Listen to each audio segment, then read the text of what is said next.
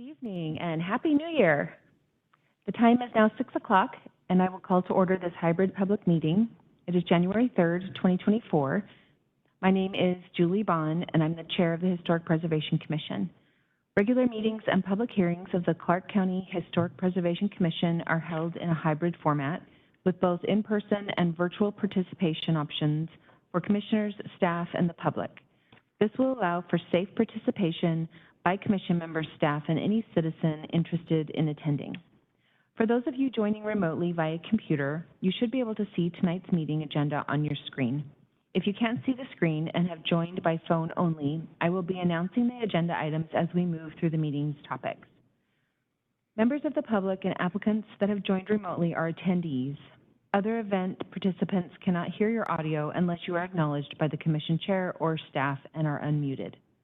This evening's agenda is planned as follows: roll call and introductions, prior meeting notes approval, public comment for subjects other than public hearings on the meeting's agenda, as there will be specific public comment periods as part of the hearings, past forward conference debrief, Historic Preservation Commission year in review discussion, commission announcements and events, subcommittee updates and announcements, good of the order, and adjournment.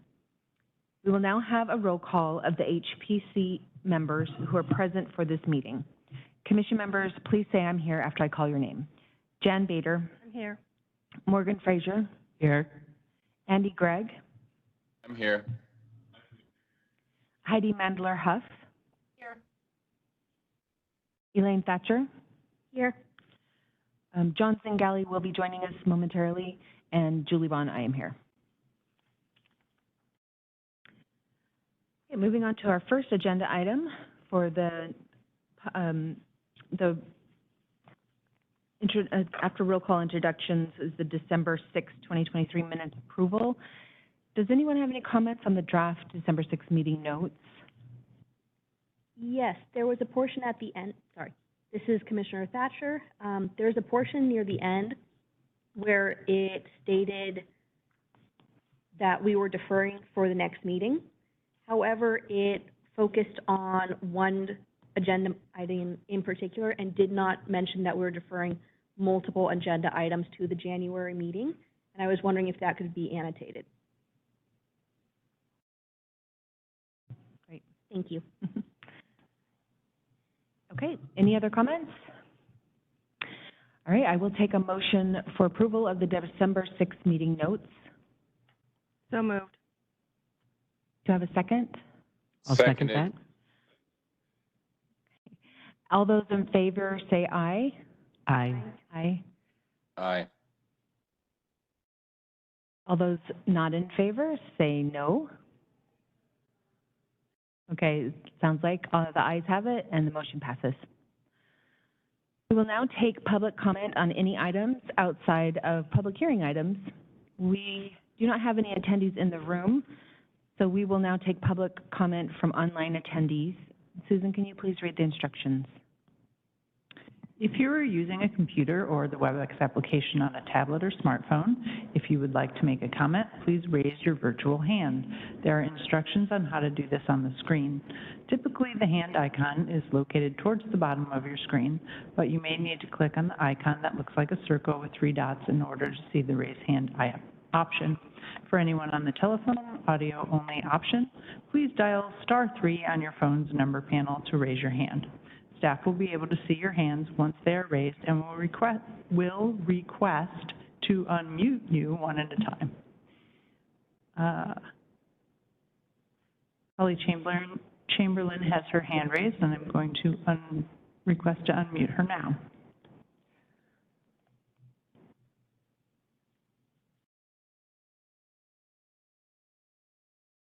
Staff and guests, this is Holly Chamberlain from the Historic Trust. The lasting legacy of the Sisters of Providence received extra recognition in December at the Academy in conjunction with the December 8th anniversary of the first sisters' arrival. The regular weekly tours were full, and all coming to the building for tours or business had the opportunity to enjoy refreshments.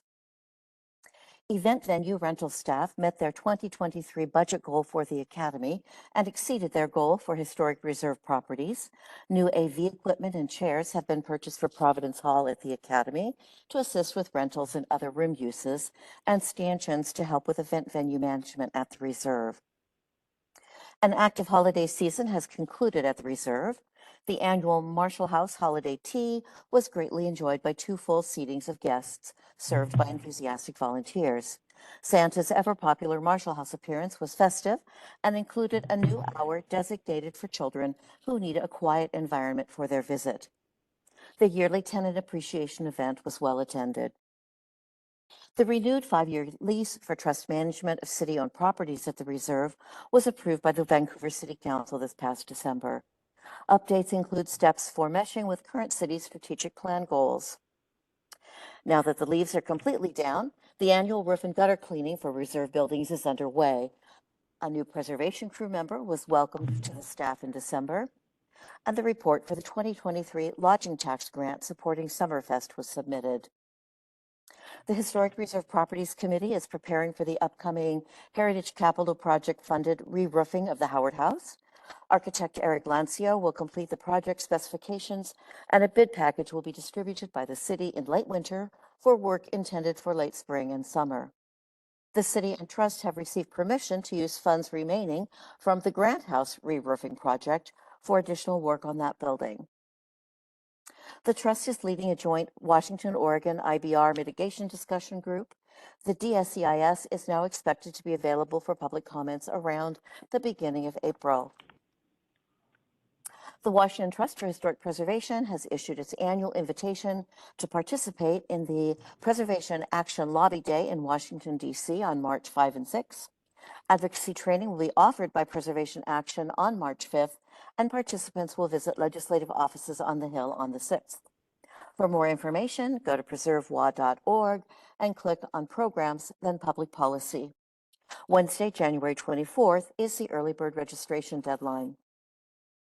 Save the dates of February 21 and 22 for events associated with a visit to Vancouver by Lieutenant General Xavier T. Brunson, the Commanding General of I-Corps at Joint Base Lewis McChord. Co-hosts for the visit are the Trust, Vancouver Public Schools, and the Community Military Appreciation Committee. Current plans are that General Brunson will be speaking to students in person at Fort Vancouver High School with a presentation live-streamed to other area high schools, and connecting with the general public at a fireside community talk at the Red Cross building. Nomination forms for the 2024 General George C. Marshall Leadership Awards will be available next week on the Trust website. The annual awards are presented to a local community leader under age 35 and to a high school senior.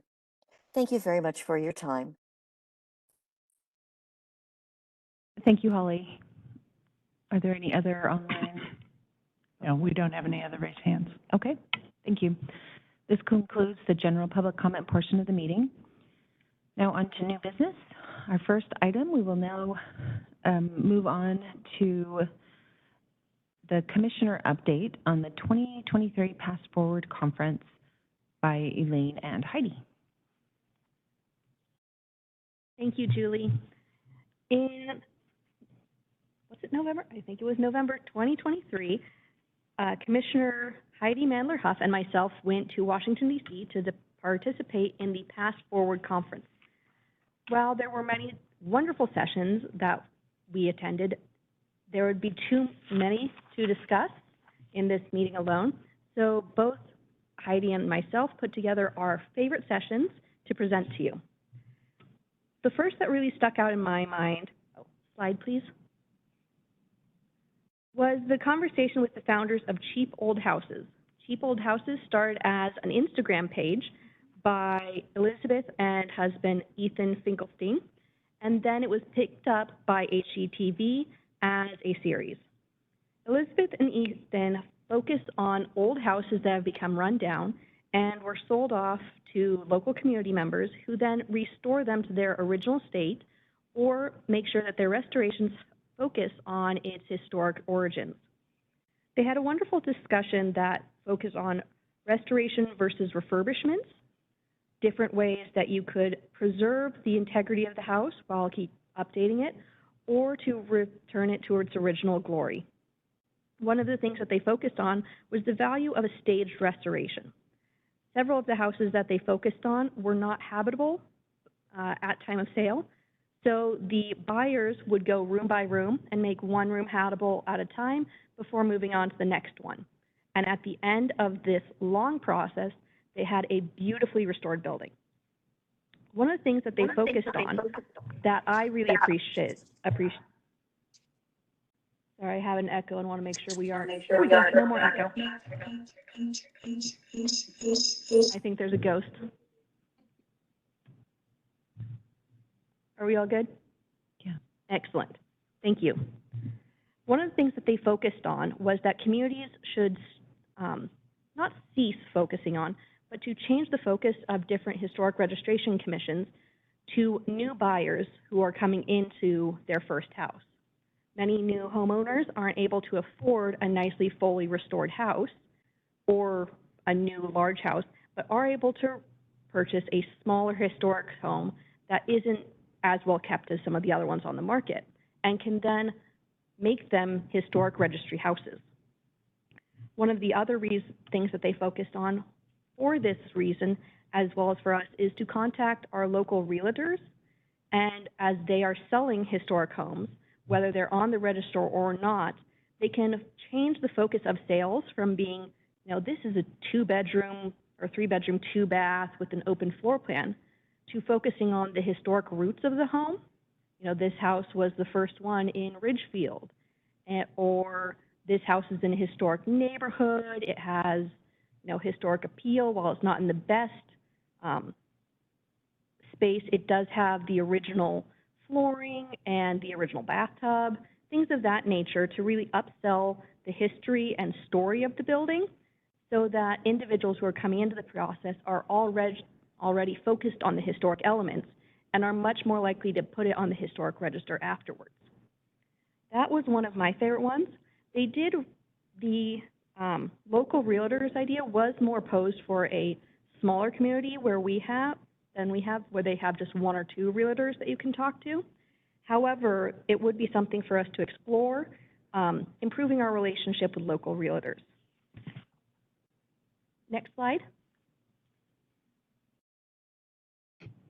So one of the ones that I really appreciated attending was the Storytelling and Indigenous Cultural Heritage Preservation, talking about, it was specifically run by this group, the Nikwashi Initiative, down in California, where they are reconstructing these historic longhouses and the land around them to kind of bring it back to how it used to be.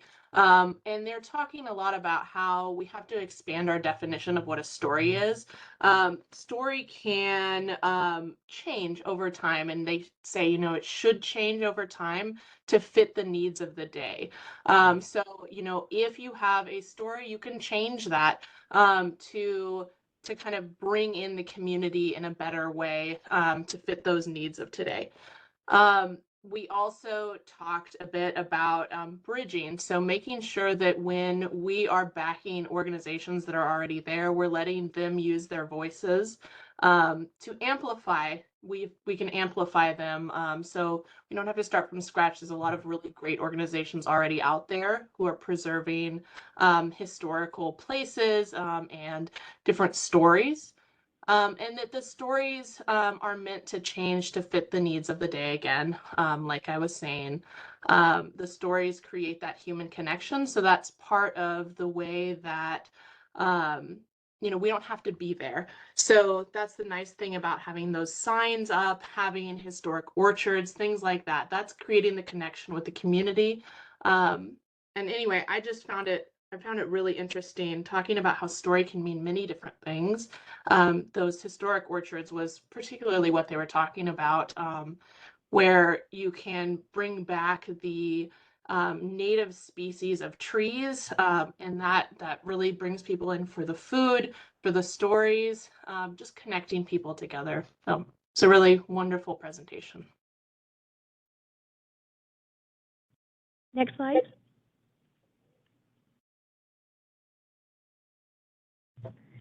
So a session that Heidi and I took in tandem was the headstone preservation, cleaning, and documentation of cemeteries. This was a 2-day session. The first day was in classroom where we learned all about the process of cleaning and the importance of cleaning. And then the second day we were actually at the Woodlawn Cemetery, cleaning and preserving in person. The first day was very interesting. We discussed how cleaning and preserving a graveyard isn't just about cleaning headstones. It's about preserving a family's history. Our families are widespread over history and time, and so families are able to reconnect with their families and their history by virtually and in person visiting grave sites.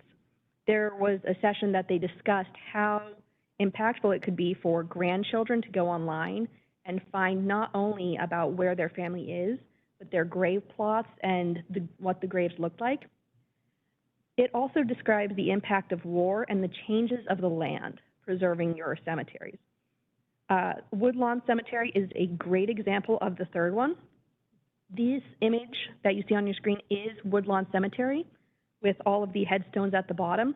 It looked like vandalism took place. However, all of those headstones ended up at the bottom of the hill because of an earthquake. The earthquake started, and all of the tombstones just started walking down the hill. Due to the devastation, the graveyard has remained in this state because they are not sure where the bodies are under the ground, nor are they aware of the original placement of all of the headstones. It also discussed why we should do electronic and digital preservations of graveyards because of situations like this, also because of vandalism issues, and for historic graveyards and military graveyards, it preserves the importance of those moments. Next slide, please. One thing that was discussed during the actual cleaning day was different ways to electronically and digitally preserve gravestones. Both Heidi and I met Leo, this nice little fellow you see on the slide.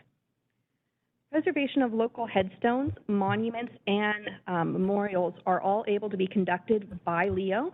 He is an easy handheld object, and you just swing him back and forth around the entire object, and he digitally preserves every aspect of that gravestone, monument, or memorial, even things that the eye cannot see.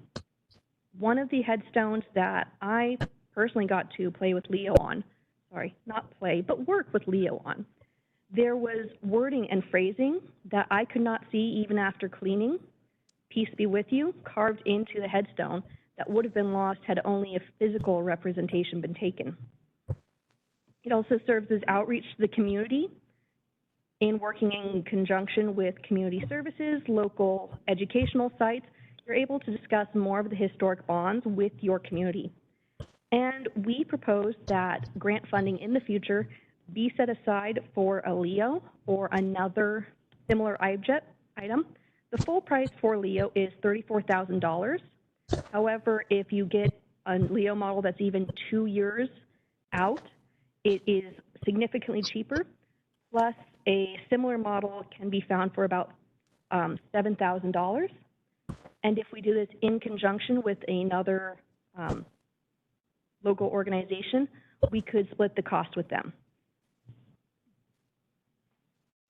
Heidi, is there any other comment you'd like to make? We were just thinking that this would be a particularly good opportunity for us to build those community ties, but also potentially to work with local schools. You know, we could rent this out potentially, find ways to sort of pass it around the community in a way, and make sure that everybody gets the opportunity to document different parts of history here in Clark County. And that is the end of our presentation. If you have any questions about our time in DC, Leo, or any sessions that we attended, feel free to ask. I'll just let you know that I am a part of the National Cemetery Association and the local chapter here, and I could reach out and see if they would want to partner in doing some work. They use this type of technology now in archaeology. Mhm. They can set them up in a cave, and it can map the entire cave without a person being in the cave, and the stuff that they bring out is just phenomenal. I've been using some similar technology already with my middle schoolers Mhm. as we scan the artifacts for Fort Vancouver and created online virtual museums.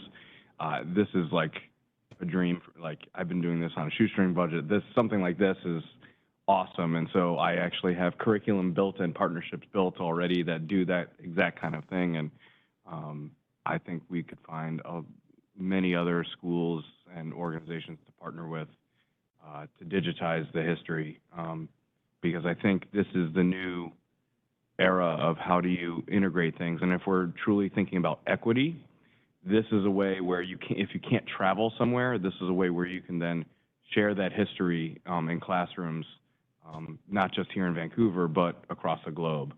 And I know I've got partnerships in Australia and stuff like that. And so this type of stuff gets me very excited because it's a way to really bridge the entire world. It got Heidi and I quite excited too when we were experiencing it. That's great. I also really I agree. liked the indigenous, what was the title of this one? Storytelling and indigenous cultural heritage preservation. I really liked the discussion of orchards. You know, we have a really great organization here in Clark County called Confluence, and this is what they do. They do exactly what this is, but they do it with our local native tribes, and they have a lot of oral history and, you know, teaching. I'm sure you know them. Did you say influence or confluence? Confluence. Confluence, yeah. And I'm a member, supporter of that organization for this exact reason. Wow. Excellent presentation, both of you. Thank you so much. Thank you. That was great. Would we think that we would try to encourage another organization to apply for a HPG grant to purchase that equipment? Or are we thinking that the commission, I don't know if that's possible, would use some of their budget to purchase the equipment? Well, there's a couple of different ways I was thinking about it. One would be to partner with, say, or encourage the cemetery organization or, say, John's students to apply for a grant from us to enable to purchase or receive funds to purchase the LEO or similar technology. The other way that could be done is if we partnered with another local organization, say the cemeteries or the school, and then we could apply for a separate historical funding grant, either through the government or organizations like DAP, or there's another one that I'm thinking of, the Museum and Library Services grant, and we could get a good amount of funding through them as well.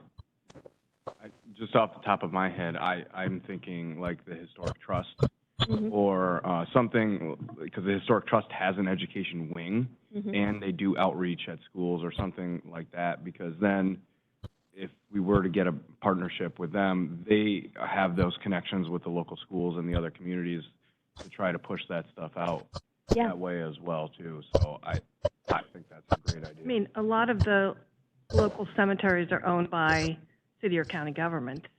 So that would be a logical partner as well, because I don't really know how well they're doing in terms of documenting all the tombstones at the old city cemetery.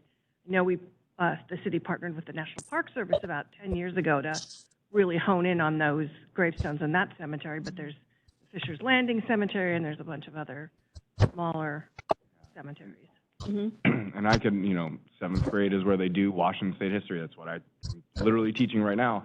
And there's so much opportunity to localize your classroom, like with a local cemetery that's next to you, right? And then you get the kids with the hands-on learning and bringing this technology in and showing them, but also learning about their local history, their neighborhood history. And I think that's important too.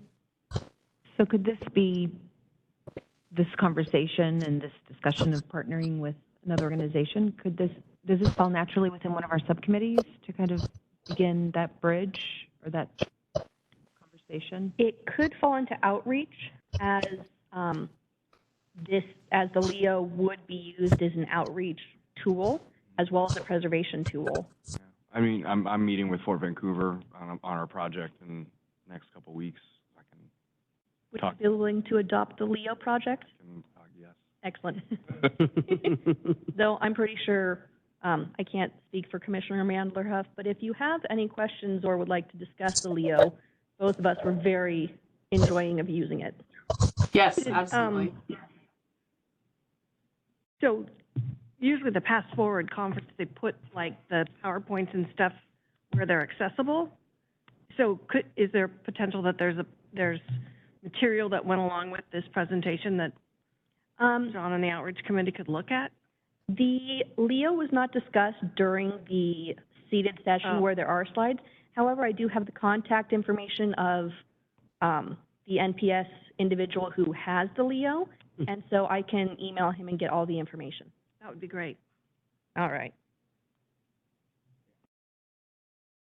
My mind's racing. So Exciting. Heidi and I were sitting in the hotel afterwards just being like, so do you think we could? And we were talking about all the different, go ahead, Heidi.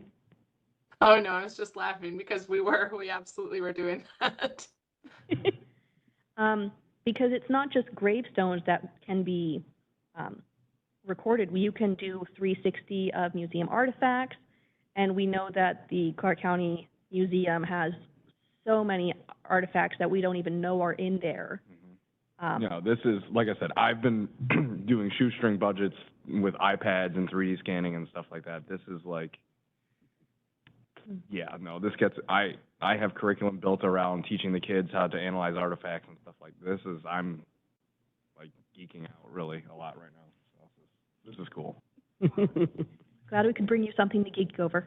Hey, John, this is Bart. Would, knowing what you know about it, does it also need to have storage space and computing power budgeted in? Possibly. I need to dig in to see that. That's the piece I'm kind of curious about. That's the thing that gets expensive on my end with some of the 3D tours that I've built and everything is, where am I hosting that now, and how does that, because eventually technology does change, and there are costs associated with that. So sometimes certain things have their own platform that they want you to buy their specific services.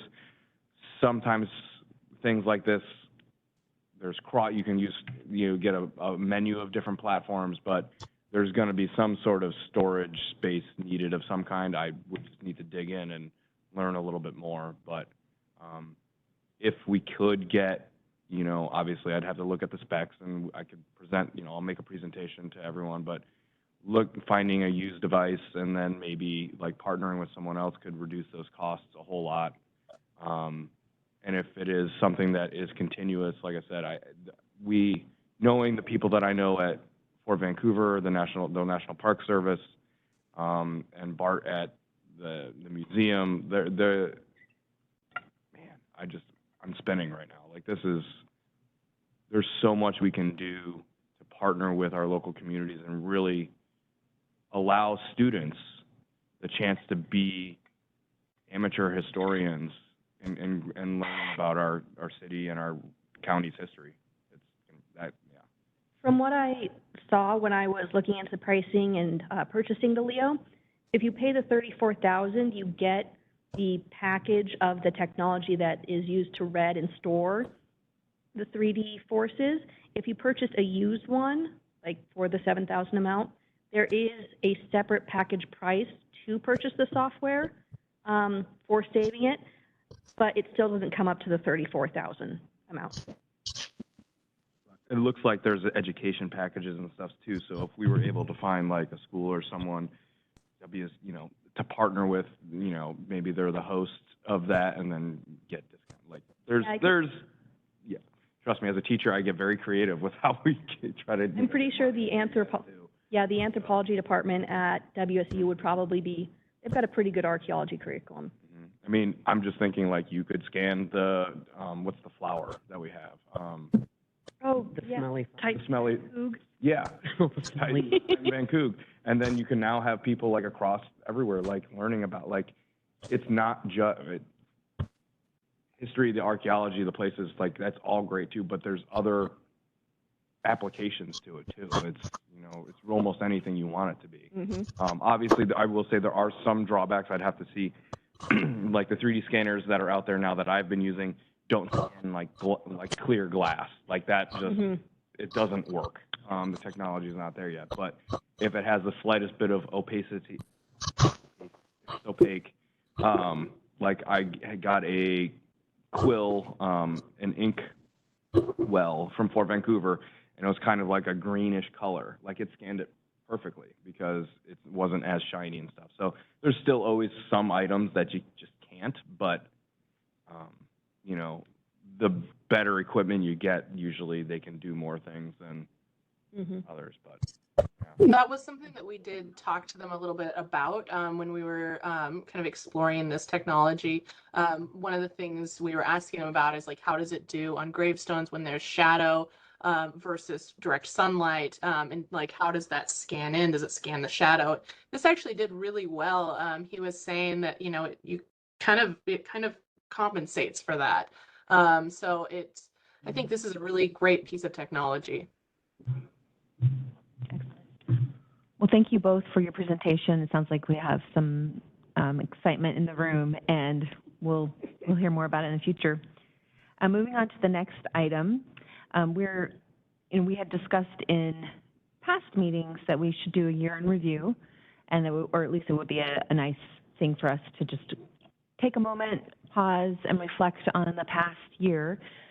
Now, when I put this together, it's not a January to January recap. It's more of a September 22 to a September 2023, just because of what we accomplished in that period of time. I wanted to capture that.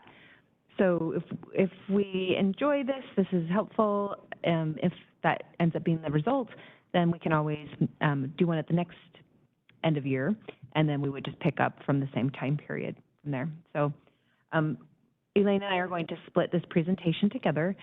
So just to begin, these are some images, obviously, from our Vancouver, from our area. If you don't mind going to the next slide, please. Okay, so just to look back on, one of our main purviews is to review applications for certificate of appropriateness. And from September to September, we approved 3 certificates, those that were listed on the Clark County Historic Register. So the first one was the Pierce Goggins House, and we had exterior home improvements that were proposed in September that we gave a certificate of appropriateness to. We also had a sculpture art installation at the Historic Museum, which has yet to be installed, but they did come to us, and we did review that and provide them with that certificate.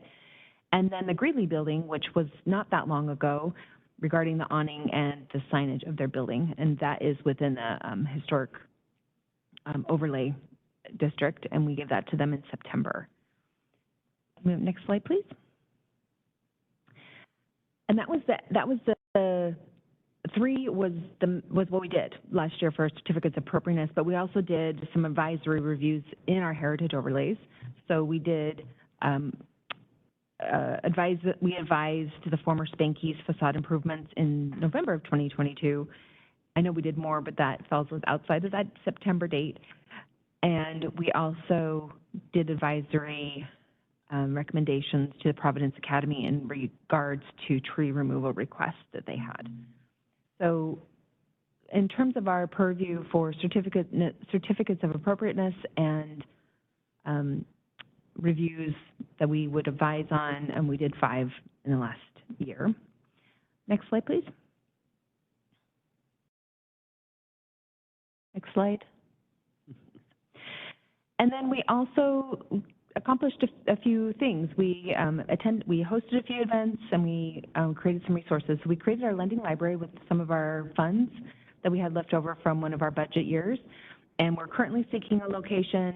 We will have more updates on that because one of the subcommittees, the outreach subcommittee, not outreach, I'm sorry, the design and guidelines subcommittee is working on finding a location.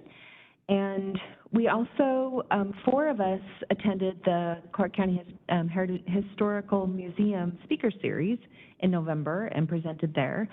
And we also, in that previous funding cycle for our grants, we funded almost $50,000. And we actually had, we tried to fund as many as we could, and we were able to fund 6 different local organizations that are listed here. And then we, of course, all attended the camp training, which was a first for the commission, and that was hosted in September. And next slide, and Elaine will begin with this section. We had quite a few community partners come in and present to us on different topics. We had the Hazel Dell Community Park Master Plan come in and update us on all the work that they are doing and how they are going to refurbish the community park. Next, we had the Vancouver Downtown Association, the VDA, come and discuss with us the Main Street program and the Main Street progress, updates relating to their master plan, their timeline, and asking us to come and partner with them, attend their meetings. Next, we had the Heritage Farm come and discuss how they were, sorry, there's a word there, developing the property. Next, we had the USACE Portland District come, and they gave us a navigation presentation. And finally, we had the Historic Trust come and meet with us. Next slide. We formed quite a few different subcommittees. I am happy to present on the updates that we had as of last meeting, but if the subcommittees would also, yes, I'm putting you on the spot and I apologize, like to present instead, I would be happy to. I'll give a moment for if anyone wishes to speak up. All right, I'm all good. I know I put everyone on the spot right there. So one subcommittee that we started was the Design Guidelines Subcommittee. I have no problems presenting on this as I am on that subcommittee. We are revising the CCHPC website to include new updated pages and content, new resources and guidelines for the public, and then we have a few items coming up, such as we are going to apply for a CLG grant and establish new design guidelines. The Demolition Subcommittee was also formed, and they are working to review the demolition process to determine the first steps, which will change the demolition application form for both County and City of Vancouver and require photographs. They will also determine the reciprocity for the photos repository. Thank you. Like that word does not fit in that sentence. For the Clark County Historical Museum. Upcoming action items are they are going to request a change for the forms. Next slide. We also created an outreach subcommittee. Their previous work is participation in the 2023 Regional History Day, dialogue with the City of Vancouver's Culture, Art, and Heritage Commission, participation with the City of Vancouver's Commission Evaluation Program, meet me at the Kiggin session at Revitalize Washington, and presentations to the Leadership, Clark County, and Ridgefield Park boards. Coming up, they have a digital information presence, 2024 National History Day participation, community partner activities, and have asked for another member to be part of the outreach subcommittee. We are also writing a CLG grant, plans to develop a subcommittee, well, we actually did that last meeting, developed a subcommittee to write a grant proposal for the purview of the Design and Guidelines Subcommittee. And yes, the commission did make that decision last meeting. Understanding CC surveys, what are available and where, and gaps to be identified. And we are updating the bylaws. The effort began December 2023, and we will next be meeting in that in February. And that concludes the year in review. So we have a lot of activity with our subcommittees, and one thing I didn't note on here, and I apologize, we had a new commissioner begin with us, so sorry about that. And we also had 2 previous commissioners that were able to stay with us. So all good things. So I'm very excited for the things that are upcoming, for the work that all of our subcommittees are doing right now, and it sounds like we really have a lot of momentum. So any questions about your interview, or does anybody have any comments or anything to add from, you don't have to, just give an You opportunity. might mention, we've just done this, but that we partnered with the museum not only to do the one presentation, but that we are sponsoring their entire Right, that we approved, yeah. That we approved their lecture series for the coming year. That is a great mention and add in. Okay, excellent. And we approved the Donegan building last month, too. Right, but this is September to September, so that's why those two things weren't on the, on the list. I wasn't sure when the brackets were. Yeah, that was, okay. Will be on next year's update. Yeah. Okay, so now we'll move on to old business and updates. And the first item is in relation to event resources. I just wanted to mention, I was talking with Brad at the Clark County Historical Museum, and he was telling me about a couple of different resources that post events, local events that are related to history. And they're both Facebook groups. And the first one he mentioned was what it says here, which is Growing Up in Clark County, Washington. And the other one, I think it's a very similar name. I think they're two very similar to that. And he suggested that it may be possible that we could get a summary of those events because one of his staff does that automatically. And so I just need to follow up with him. But I know that there was interest based on some of the updates we had before about webinars that were available to us and some other free trainings and things like that. So I just wanted to mention that there is that Facebook group if people are interested personally to sign up and stay updated that way. And then I will also circle back with Brad and see if they do already kind of gather in the highlights of events, if he can share that with us. And then we can also make those announcements during our meetings. All right. Next, the second item is regarding anomalies with GIS and DAP systems. And thank you so much, Morgan, for sending on these cases. This is super helpful. I'll just do a little prologue and then turn it over to you. But Morgan was helping me do some research on a property here in Vancouver that I was interested in learning more about. And we discovered that some of the resources that we have are not aligning. And so Morgan, I think, dug a little deeper and has more specifics about what that means and what we found, what types of things we found, and then I think, who we need to talk to fix it. Thank you. So this is Morgan Fraser, Commissioner Fraser. So what I did was I just took, seven cases? 7 cases, so 7 different buildings or historic places, and I cross-checked them between our register, the DAP register, and the Clark County Online GIS system, which is what homeowners use, realtors use this, historians use this. Like, it is the most used tool, I believe, probably in all of Clark County. I would think so. So the first one I did was I went to our register. I was like, okay, well, the first one was the Albert and Letha Green Barn was on our list. And so it is listed on our register. But the interesting thing about this particular one, this was my first one, so I went a little deeper. But in 2008 and 2009, they came to the county to short plat that parcel. And when they did that, they cut off the barn from the house, changing the entire setting of a National Register eligible property. So it just seems like there was a little disconnect in 2008.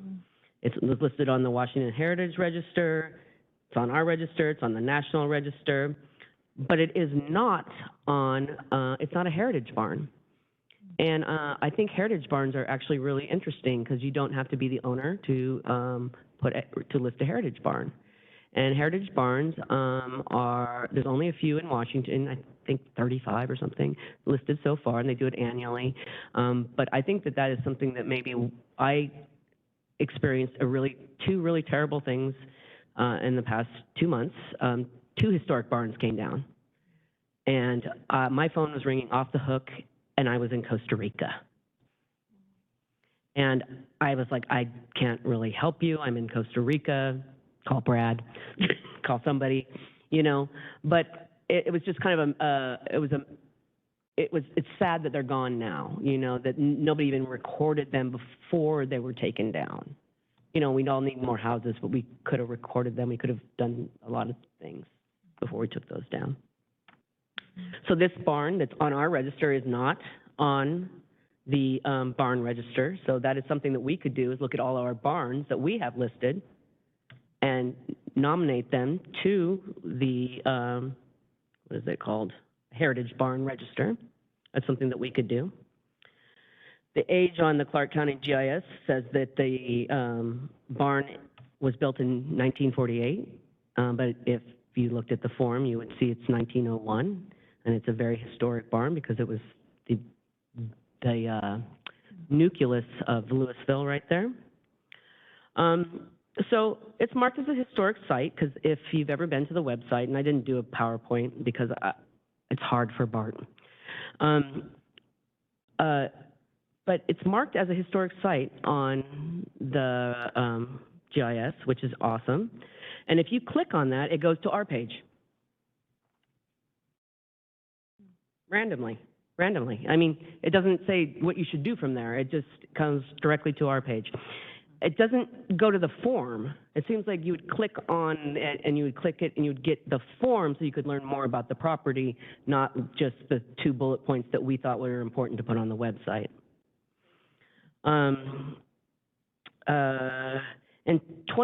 This is interesting. In 2021, they built because they partitioned off that barn onto its own property. In 2021, they built a very tiny home there.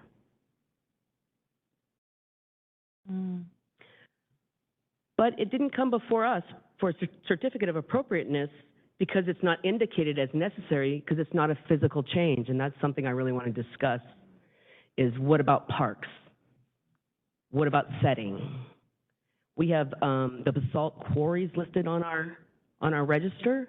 How are we going to kind of protect the quarries if we're just looking at buildings? So I didn't quite understand that. But I did look at the form, and under the form it said type of work that was going to be performed. And one thing that we could include on the form was a checkbox that says new construction, because that's changing the setting, the historic setting. I would just be adding a box. And then it refers back to the rules and procedures for the design review. So that just loops right back into that subcommittee that is ongoing. That was the big one. So then I went to a commercial building because I was like, okay, did a barn, do a commercial building, went to the Blair Building in Washougal. It's on our register in 2018. It is not at the Wizard or the DAP level.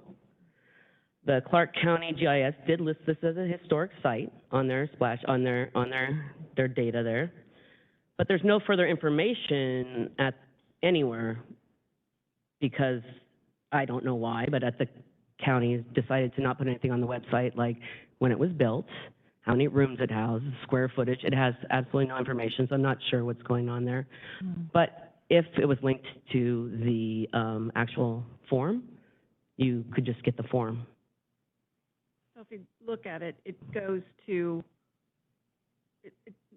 I'm getting a little confused. Nope. On what, Ask me questions, yeah. okay, so this one, you're saying if you go to our register, it's on our register, the form is there, but you have to click down. There's no form. There's no form, okay. There's no form on our site.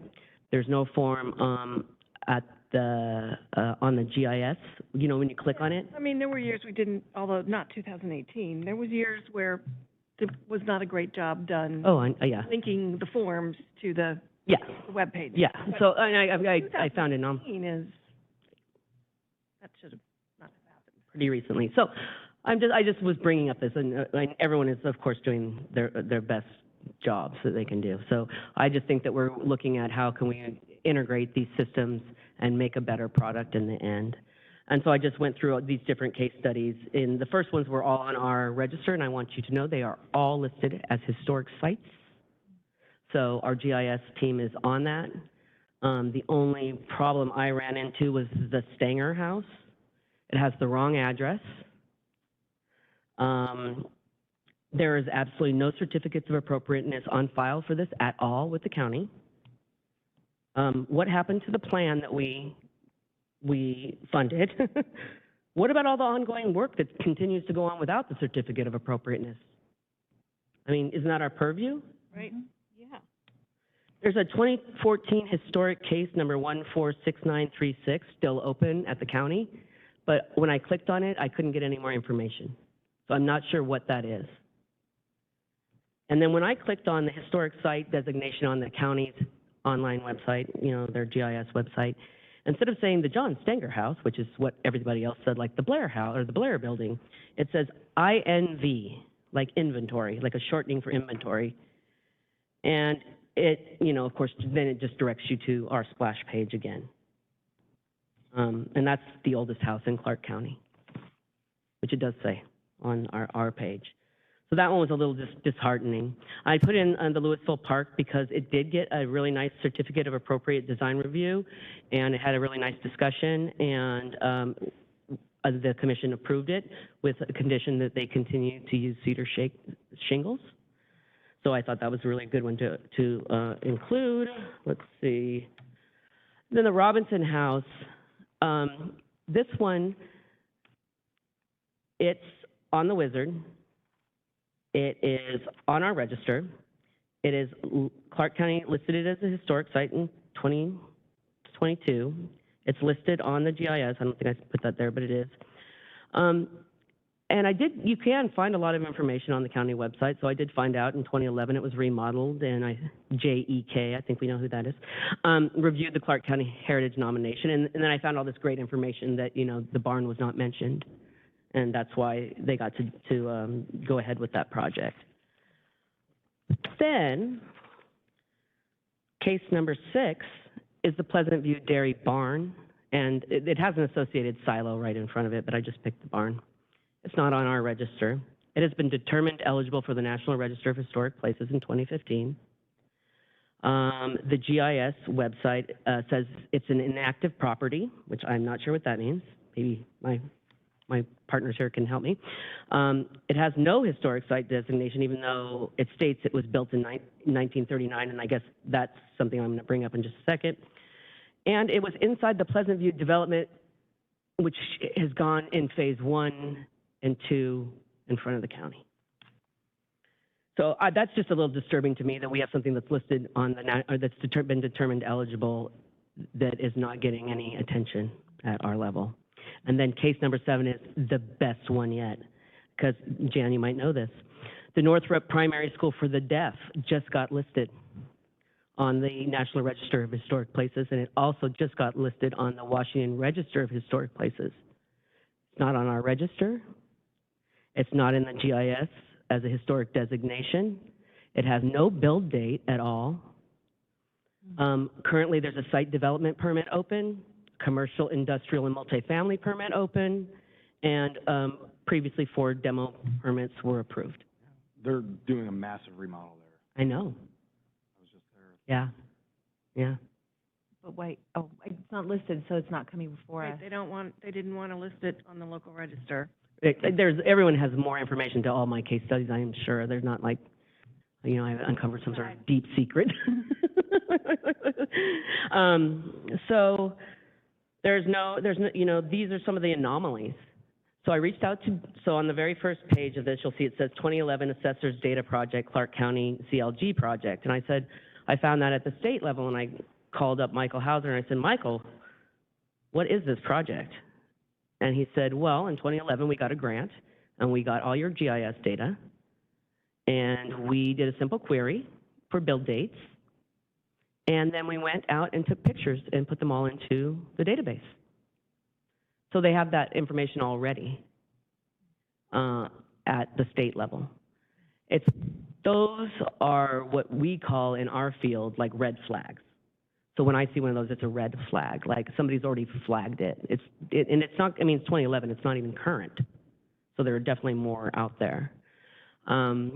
They said that they are 99.8% sure, but Morgan was out today, that we have a data sharing agreement. The other Morgan, there's another Morgan in the state. I was curious. Yeah, there is a different one, I know. We even get each other's emails sometimes, it's very disturbing. But she's out today, but we have a data sharing agreement with the state who provides this information to the county. And they provide, or can provide if the county doesn't have it, which I don't know, all of the buffered archaeological sites, all of the historic districts, all of these potential historic sites, that we could include in any of, you know, how Commissioner Bond, you were saying you wanted to do some more different kind of mapping, Yeah. kind of on the web kind of things. I know I'm not saying we need to integrate this like tomorrow or anything, but these are just some of the anomalies that I found. And I know I wrote to Bart and Susan and our chair, you know, I have no problem, you know, volunteering to sit down with anybody in the GIS team and kind of hash out kind of how some of these decisions were made, and what we could do, you know, because I see this as, you know, if we had a red flag layer, we'll call it the red flag layer, then you kind of know what's going on. Right now, nobody knows. You just kind of like, oh, that building looks old. Yeah, and I think that's one of the things that when we're talking about mapping and things, that's the sense, for me anyway, that there are gaps, and it's difficult to know where the gaps are, and this is like one of those missing pieces that if it was connected, maybe it wouldn't seem that our gaps are as big as they seem to be. Right. Yeah. Yeah. Okay, great.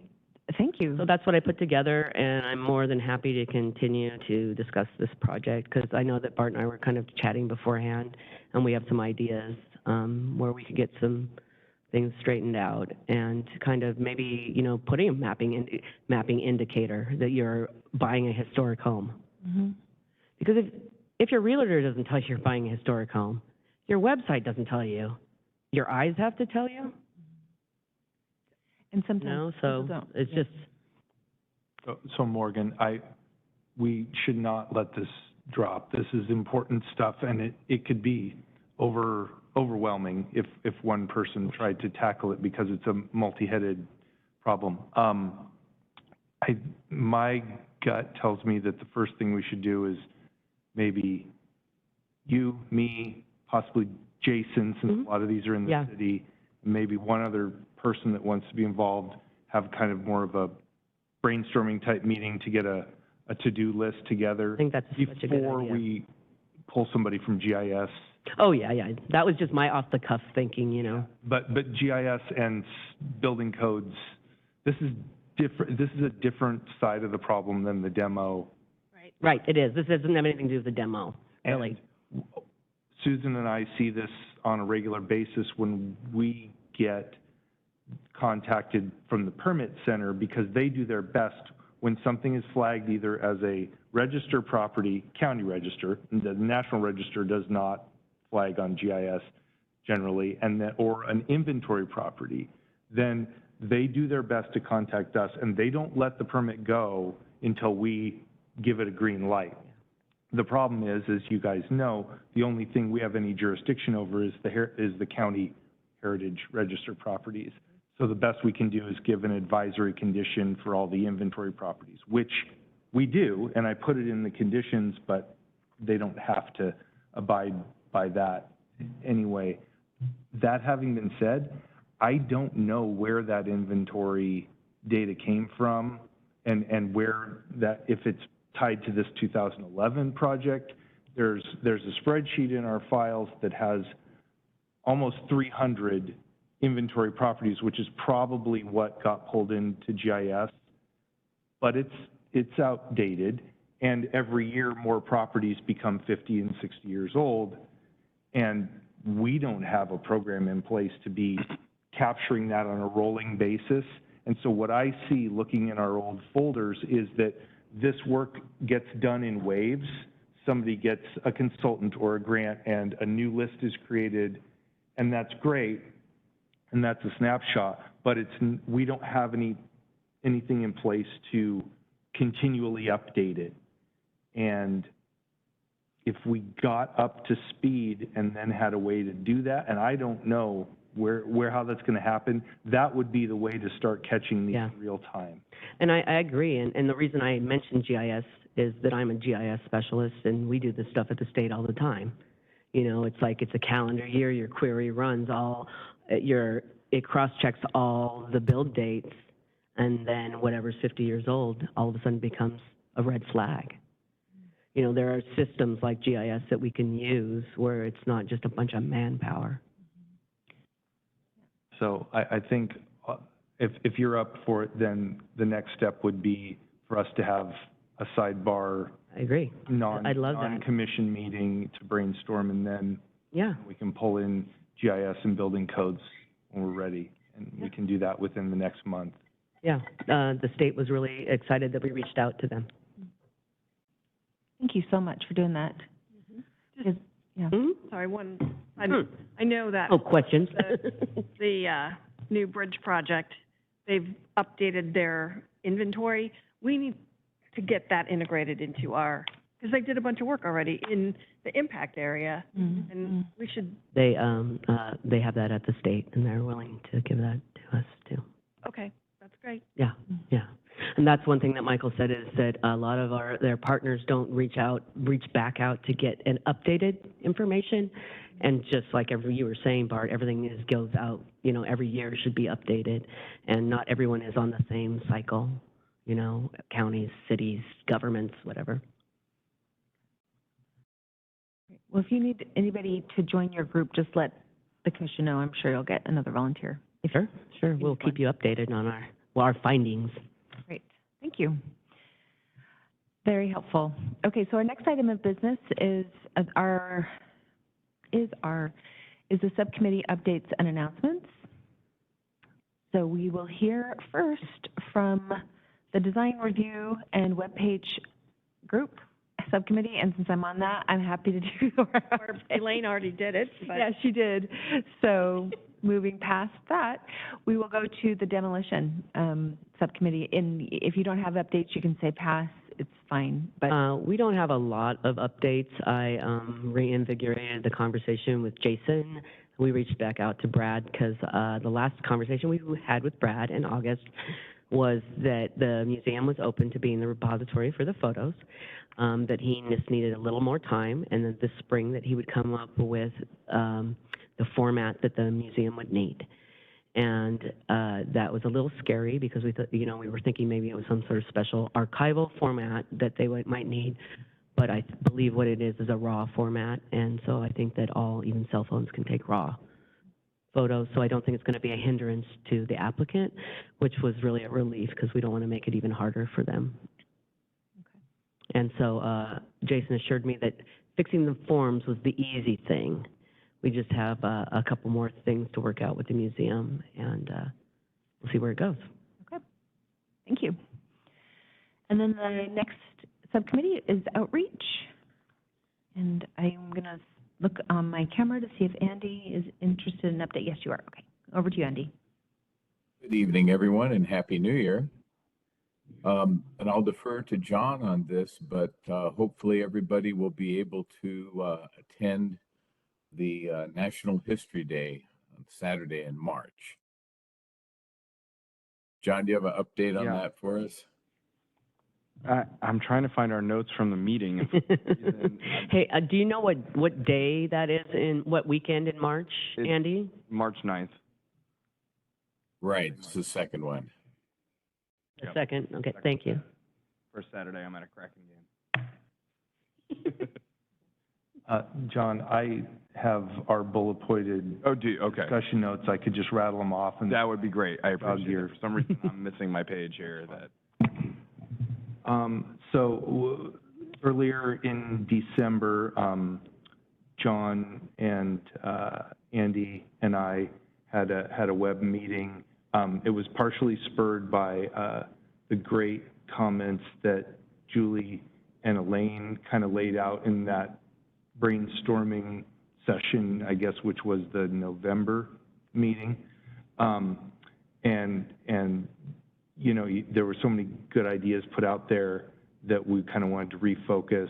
And so after we spoke, I summarized the notes from our discussion that John and Andy and I into an email back to them so that we would remember what we talked about and kind of how we prioritized things. And so we distilled it down to kind of 4 main areas that we thought would be good to focus on in the coming year. The first being a digital information presence that was kind of keyed off of the talk of a quarterly online newsletter.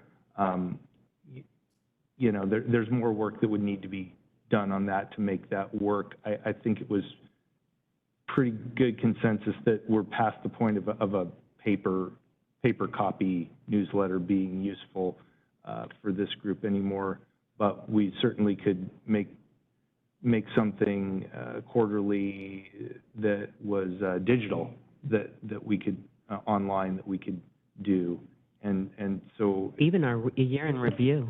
So, Yeah. can I say one thing about that? So, yeah. the Historic Museum has now started a quarterly newsletter. Which See is that? new. Yes.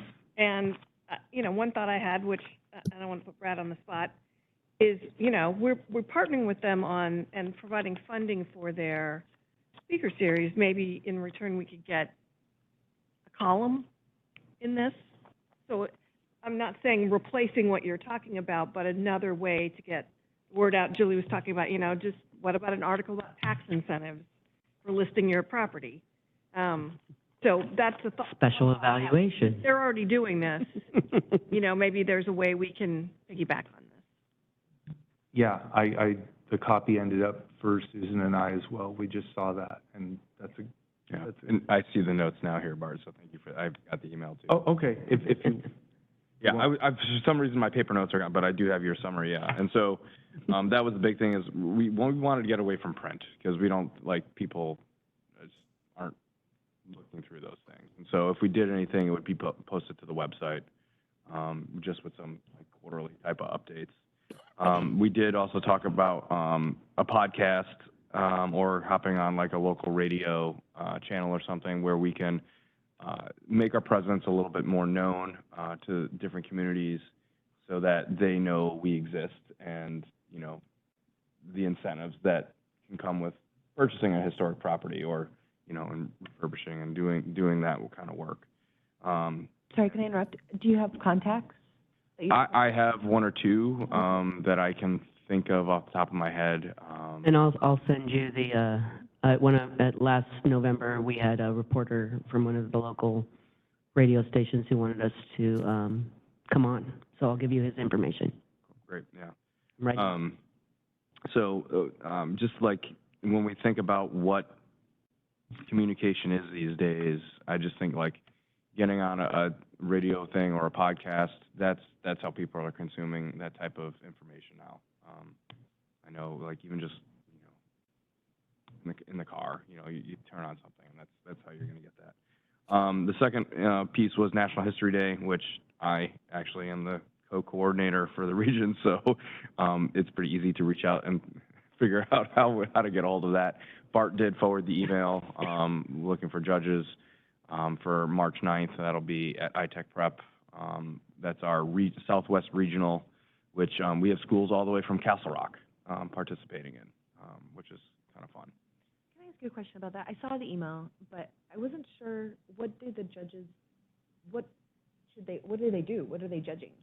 So National History Day is a national competition for history students, and there's 5 different categories. There's you can write a paper.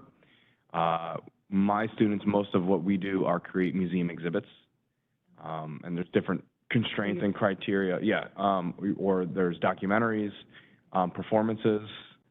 It's incredible. Done on that specific day? Mm-hmm. Do you spend time outside of that day reading those papers or looking at those things?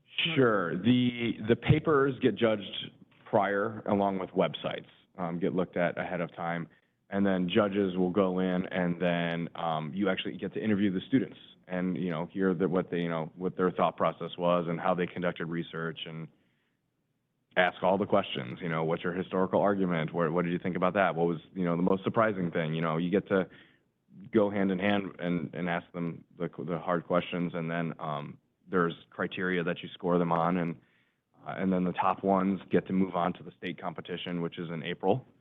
And then the top two at the state level and everyone actually go on to nationals, which is in June at the University of Maryland.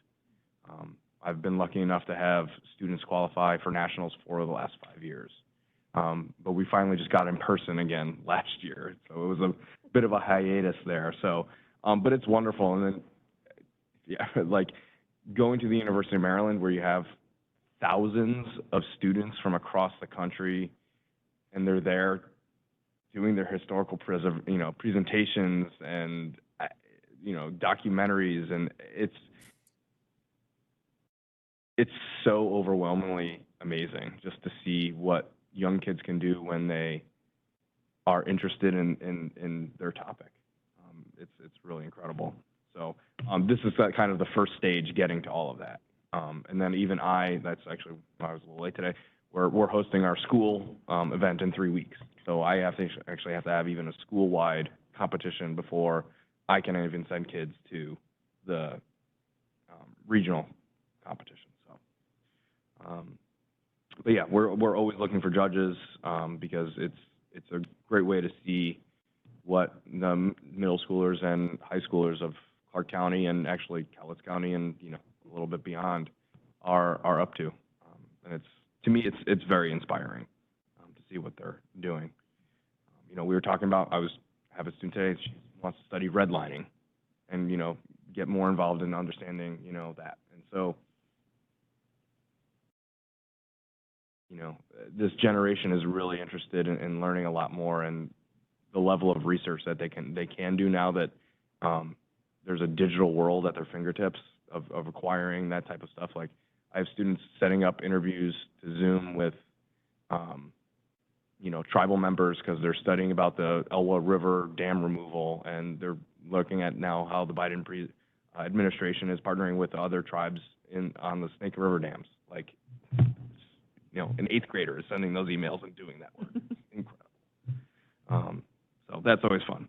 And then our community partner activities, one of the things we said, like this, I think, if we're talking bang for our buck, could be really good, is getting a table at the farmer's market and setting up down there. There's always high foot traffic.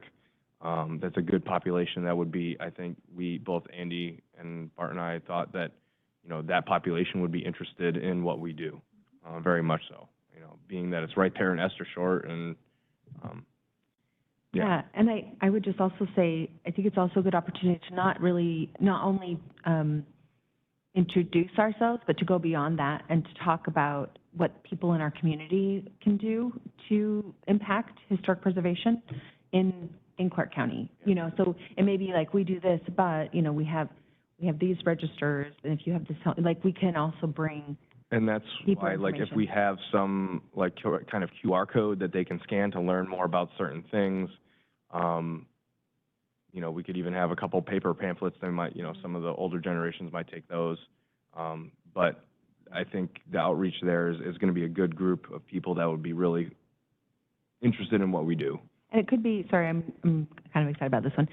It could be also that we'll see how far we get, but we are working hard, and we are meeting every month as we make progress. But we do want the mapping piece, I think, could also be a fun visual to have. If we would be able to somehow, once they're updated, because there are some things we recognize we're making some changes to, even having those on display could be an interesting feature that people. I agree 100%. And yeah, you may be even getting into a home and garden show, you know, or something to that effect. You know, I think, yeah, there's lots of possibilities for that. And then we also talked about having a rotating member presence at the Clark County History Museum Speaker Series, as we are sponsors of that. So, you know, making sure that we have our presence, rotating presence there as well, so that, you know, it's mutual relationship there. And so, and then the fourth ask was having another member join the committee as we try to tackle some of these different aspects or ideas and projects that we have. So, our That's your update. update. Excellent. Thank you very much. Glad to hear you guys. And thank you, Bart, for the notes. Thank you, John, So, for the recap. all right. So the last item for updates, subcommittee updates is in relation to the 2024 CLG grant proposal. So Morgan, myself, and Bart, sorry, not Bart. I apologize, Bart. I don't mean to volunteer you. Andy, the three of us are going to be championing that. I did look at the ADAPT's grant page today. It's only January 3rd, and there's no new updates for this particular grant. But I think that it's worthwhile for us to at least meet and talk about kind of what our ideas are. And I can share also some resources that Michelle Thompson gave me when I had a conversation with her last year. And so we're primed once it gets launched. But I will also be reaching out to her just to, and she knows our interest. She knows that we are waiting.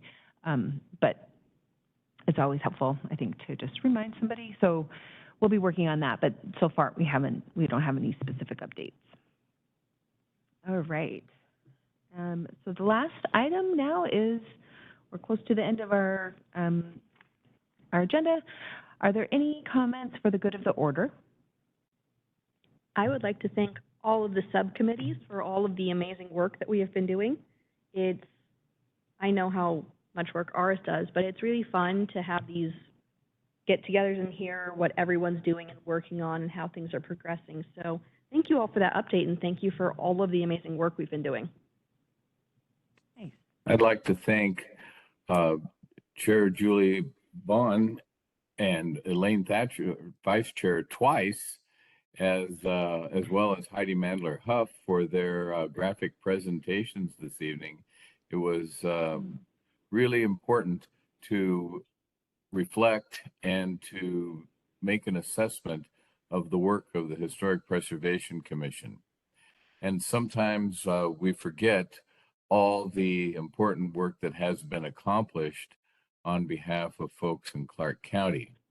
And it's especially heartwarming to me personally, because I have long lamented the dent that the COVID-19 pandemic put in the progress of this commission.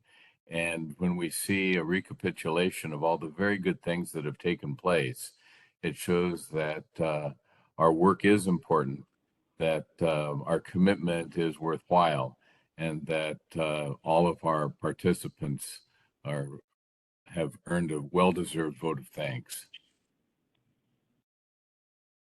Thank you, Andy. Thank you. Okay, if there are no other, yes, sorry. Sorry, I'm off to your side, so you Sorry.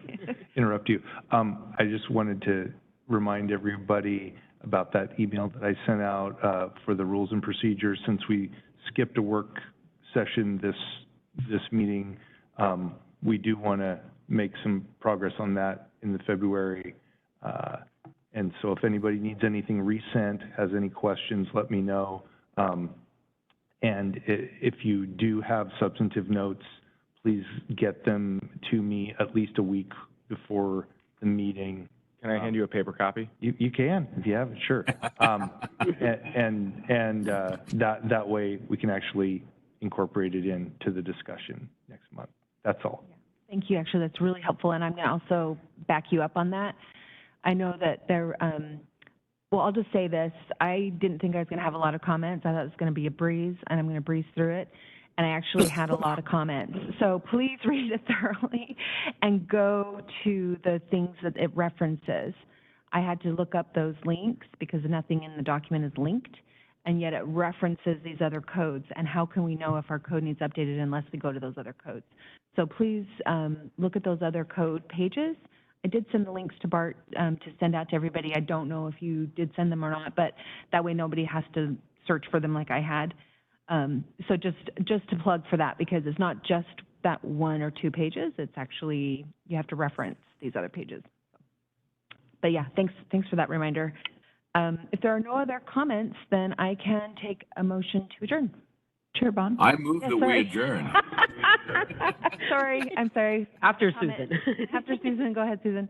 Just one quick yeah. comment. I think I received one photo of an individual member. Oh, okay, yeah. And if anyone else wants to submit one, just a reminder to do that. Okay, thank you, yes. Not late on that. All I right, have to do some shortening for you, which I'll work on. yes. Appreciate. Don't worry. Did it today. The invitation to send a picture doesn't expire, but we would like it to have them as soon as we can, just to have them, but not to worry. would look good on the We can website. Keep pestering you for a long time. Thank you, Susan. Okay, I heard a motion to adjourn, I think by Andy, is that correct? It was. I'll second that motion, Andy. Okay, great. Thank you. All those in favor? Aye. Aye. Great. The meeting is now adjourned. Thank you, everyone.